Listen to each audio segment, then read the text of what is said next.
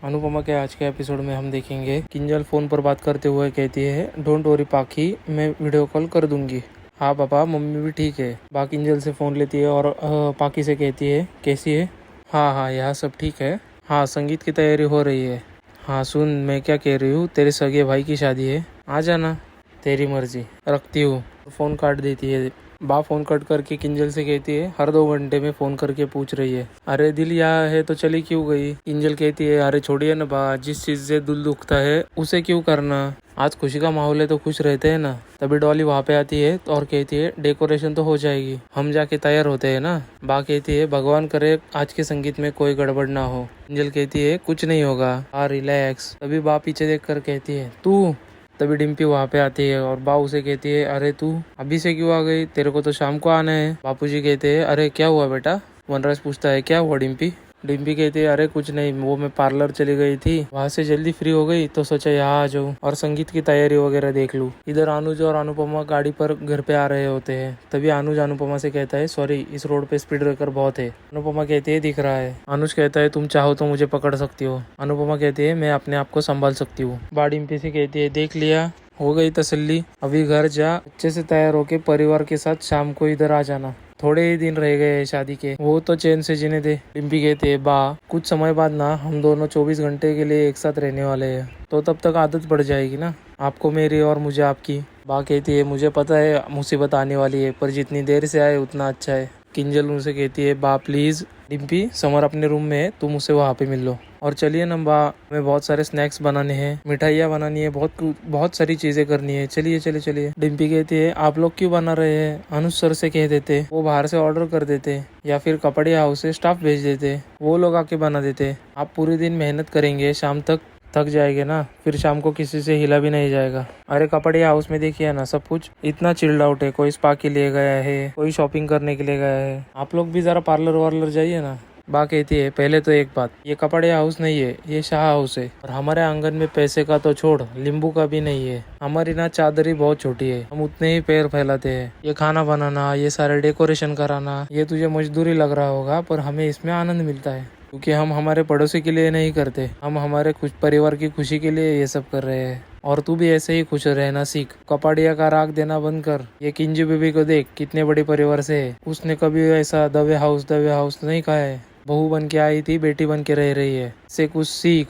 और वैसे भी वो कपाड़िया हाउस तेरा सगा मायका नहीं है, तो ना उसका डोज जमाना बंद कर। डिम्पी कहती है, अरे बा, मैं तो आप लोगों के बारे में ही सोच रही थी ना, इसीलिए मैंने ऐसा। बा कहती है, मैं पूरे अहमदाबाद के लिए सोच सकती हूँ, तो मेरे बारे में तू मत सोच, और ये किंजू बेबी को भड़काना बंद कर। डिम्पी कहती है, अरे बा, आप मेरी हर बात को गलत क्यों लेती है, मैं किसी को भड़का नहीं रही हूँ। किंजल कहती है, डिम्पी शांत हो जा, बस हो गया। डिम्पी कहती है, नहीं भाभी, आप बताइए, मैंने ऐसा क्या कहा कि माँ एटम बम बन गई? बा कहती है, बन गई, मैं तो हूँ एटम बम, और फटूंगी तो ऐसी फटूंगी कि पंजाब मिल का टिकट लेके भागना पड़ेगा। डिम्पी कहती है, पंजाब मिल का टिकट कटे या ना कटे, लेकिन इस पंजाबी फीमेल का टिकट कोई काट के दिखाए। तभी समर वहाँ पे आता है और पूछता है, क्या हुआ? किंजल कहती है, अरे कुछ नहीं, थोड़ी मिसअंडरस्टैंडिंग हुई थी, अब सब ठीक है। डॉली कहती है, समर तूने बताया नहीं तेरे शेरवानी का क्या करना है? समर कहता है, वो डिम्पी सिलेक्ट कर लेगी। परितोष कहता है, अरे यार, कम से कम तेरे शेरवानी के पजामे का तो डिजाइन हमें सिलेक्ट करने दे, हमें भी लगेगा कि हम शादी का हिस्सा है। डिम्पी कहती है, वो मैंने अनुज सर से बता दिया है, वो डिजाइनर से कलेक्ट करके सीधा यहाँ लेके आएंगे। अभी मार्केट गए हैं, कुछ सामान लेना था, तो सारा सामान सब एक साथ ही लाएंगे। वनराज अपने मन में कहता है, अनुज मार्केट गया है, अनुपमा भी मार्केट ही गई है, और बाहर चलने जा लगता है। बा कहती है, अरे तू कहाँ जा रहा है? वनराज कहता है, अरे बा, मुझे कुछ काम याद आ गया, मैं अभी आता हूँ, और वहाँ से चला जाता है। बापूजी बा से कहते हैं, मुझे वो कुर्ता निकाल के दे। बा कहती है, अरे संगीत तो शाम को है। बापूजी कहते हैं, अरे मुझे वो इस्त्री देखनी है कि नहीं। किंजल परितोष से कहती है, तोशु जरा देख के आओ ना, परी उड़ गई या नहीं। परितोष हाँ कहता है और जाता है। एक काम करती हूँ, मैं भी तुम्हारे साथ चलती हूँ। डिम्पी समर से कहती है, समर सॉरी, मेरा वो मतलब नहीं था, फिर भी मेरी बात तुम्हें बुरा लगी तो झगड़ा करो ना, सॉर्ट आउट करते हैं। प्लीज ये मत बोलो कि शादी करनी है या नहीं करनी, ये सब सुन के मुझे ऐसा लगता है कि तुम्हें मेरे जाने से कोई फर्क ही नहीं पड़ेगा। समर, तुम्हें पता है, अपनों को खो देना मेरा सबसे बड़ा डर है, मेरी दुखती रग है, और तुम जब ऐसी बातें करते हो ना, तो बाय गॉड जान निकल जाती है मेरी। समर, मैं बा के तानों से डील कर सकती हूँ, लेकिन ये तुम्हारे छोड़ने वाली बात से डील नहीं कर सकती। समर कहता है, आई एम सॉरी, और साथ साथ तुम्हारी भी एक्सेप्ट करता हूँ सॉरी मैं, लेकिन आज मैंने जो भी कुछ कहा उसे प्लीज़ याद रखना।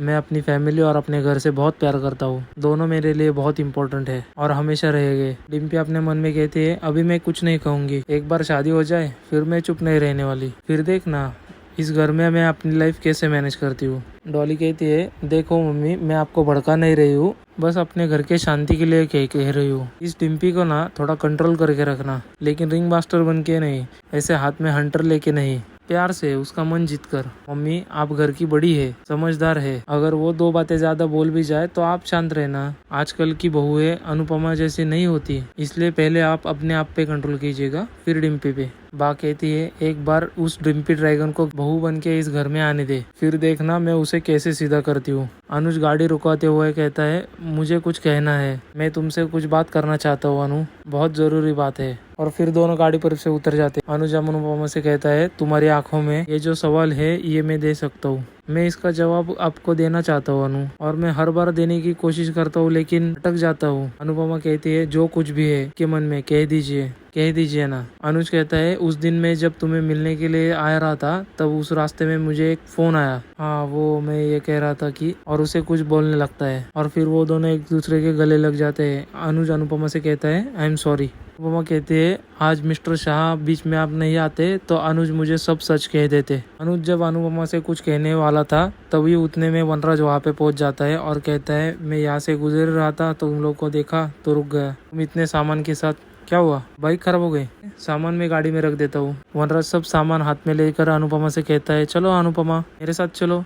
और अनुज, तुम ये सामान घर ही लेकर जा रहे थे ना, तो मैं ले जाता हूँ, एक ही बात है, तुम तब तक अपना कोई और काम निपटा लो। अनुपमा चलो तुम घर मेरे साथ, सब लोग तुम्हारा इंतजार कर रहे हैं, शाम को संगीत है, बहुत सारे काम है ना घर पे। अनुज कहता है, सही कह रहा है वनराज, तुम लोग जाओ, मैं शाम को आ जाता हूँ। वनराज अनुपमा से कहता है, अरे आ जाओ, देर हो जाएगी। अनुज अपने ही मन में कहता है, बात फिर से अधूरी रह गई, मौका मिलता है तब हिम्मत नहीं होती, हिम्मत करता हूँ तो मौका ही छीन जाता है, पता नहीं किस्मत क्या चाहती है। अनुपमा कहती है, ऐसी कौन सी बात है, ऐसा कौन सा राज है जिसे बताने में अनुज को इतनी हिम्मत करनी पड़ रही है? ऐसा क्या हुआ था उस दिन जो अनुज आ नहीं पाए? वनराज अनुपमा से कहता है, अरे अनुपमा बैठो ना, देर हो रही है।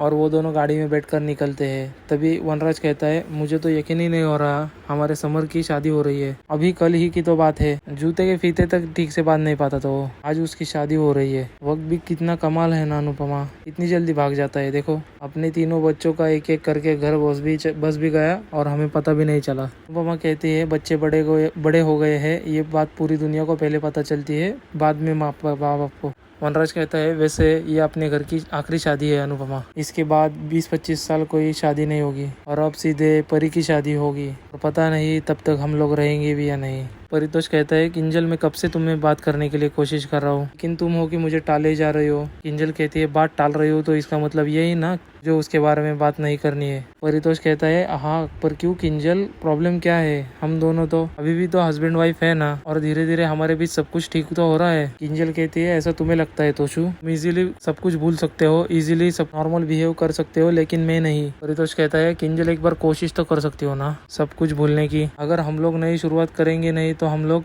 अपना पास्ट पीछे भूलेंगे कैसे? परितोष कहता है, किंजल प्लीज तुम एक बार कोशिश तो कर सकती हो ना सब कुछ ठीक होने की। और किंजल अपना हाथ उसके हाथ में से निकाल लेती है और कहती है, देखा नेल पेंट गीली थी तो कितनी बिगड़ गई, ऐसा ही हमारा रिश्ता है तोशु, भले ही आंसू सूख गए हो लेकिन हमारा रिश्ता अभी भी गीला है। नई शुरुआत के नाम पे एक और बच्चा मुझसे नहीं होगा। बच्चा कोई बैंडेज नहीं है जो पैदा कर लो तो सब रिश्ते ठीक हो जाते हैं, ऐसा होता तो परी होने के बाद ही हमारे बीच में से सब रिश्ते ठीक हो जाते। परितोष कहता है, किंजल हम परी के वजह से ही एक साथ है ना? किंजल कहती है, एग्जैक्टली परी के वजह से, एक और बच्चा पैदा करने के लिए नहीं तोशु। परितोष कहता है, तुम इस घर में कब से रह रही हो और एक अच्छी बहू बनकर सारे फर्ज निभा रही हो, मेरी बीमारी में मेरा ख्याल रख रही हो, मेरी सुसु पोटी सब साफ कर रही हो, तो इसी तरह मैं कुछ कह रहा हूँ कि हम लोग नई शुरुआत कर लेते हैं, अपने पास्ट को पीछे छोड़ देते हैं किंजल। तो लेकिन नहीं, तुम्हें तो वो भी नहीं करना है, तो तुम्हें करना क्या है किंजल, बोलो ना तुम्हें क्या करना है, गिव मी सम क्लैरिटी।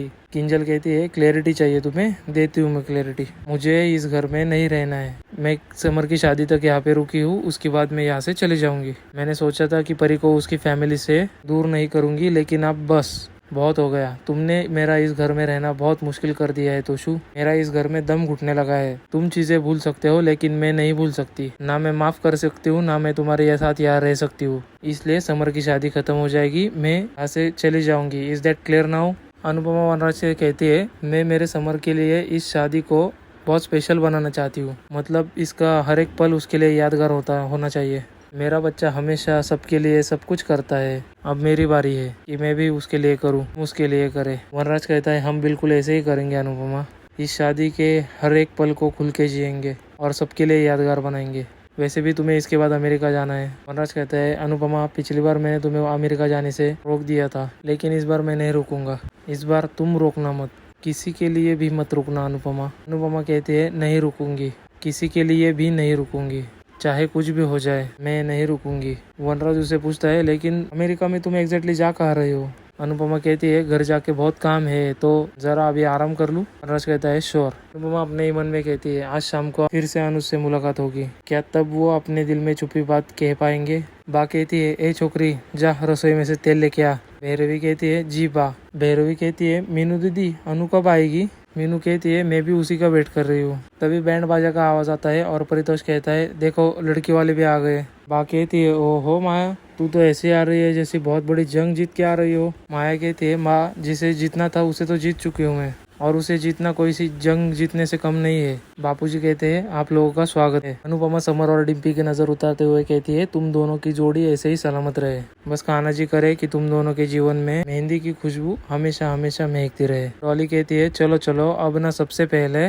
तुम दोनों को शगुन की मेहंदी लगेगी, ओके? बा अनुपमा से कहती है, आजा आजा, तू भी बैठ जा, तुझे भी मेहंदी लगानी है, चल चल चल। माया कहती है, आज मैं भी मेहंदी लगवाऊंगी अनुज के नाम की। और वहीं पे आज का एपिसोड खत्म होता है। ऐसे आगे के एपिसोड देखने के लिए चैनल को सब्सक्राइब कीजिए और वीडियो को लाइक जरूर कीजिए।